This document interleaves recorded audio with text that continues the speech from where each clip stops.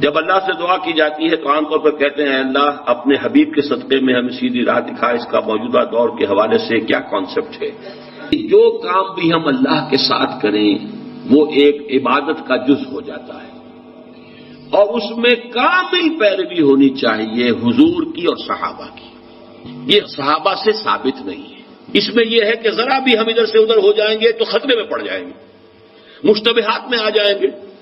جو چیز صحابہ سے ثابت ہے اس پر اکتفا کیجیے. کیا وہ ان پہ کوئی محرومیت تھی کسی شے کی وجہ سے؟ کم رہ گئے کہیں؟ اصل میں ہم ان چیزوں میں جو کوئی بڑھاتے چلے جاتے ہیں اس سے پھر گمراہی کے، اگر شروع میں وہ گمراہی نہیں بھی ہوتی تو گمراہی کا احتمال اور گمراہی کا امکان ہو جاتا ہے. تو کیپ آن دی سیف وے. اور سیف وے یہ ہے کہ جو بھی چیز دعا کے ضمن میں جو بھی دعائیں صحابہ کرتے تھے جس طور سے کرتے تھے، حضور کو میں نے یہاں پہ حضور کے ساتھ صحابہ کو ایڈ کر لیا ہے، کیونکہ یہاں تو حضور کو کہنا کہ حضور کے صدقے حضور کے واسطے یہ اے اللہ ہمارا یہ کر دے، تو یہ تو گویا کہ اگر ایسی بات صحیح ہوتی تو صحابہ کرتے. حضور تو نہ کرتے کہ میرے صدقے اے اللہ میری بات یہ قبول کر لے، لیکن صحابہ تو کرتے نا. لیکن یہ چیزیں ثابت نہیں ہیں.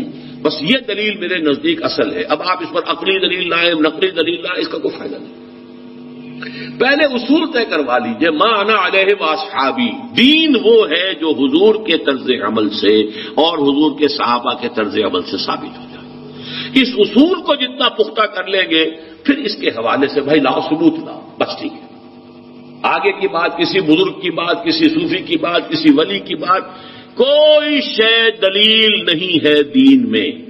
کسی دلیل کسی دینی بات کی مزید وضاحت کے لیے کوئی شے ہو یا سائنس کی بات ہو، اس کا کوئی حدیث سے ثابت ہونا ضروری نہیں ہے. حضور سائنس پڑھانے نہیں آئے تھے.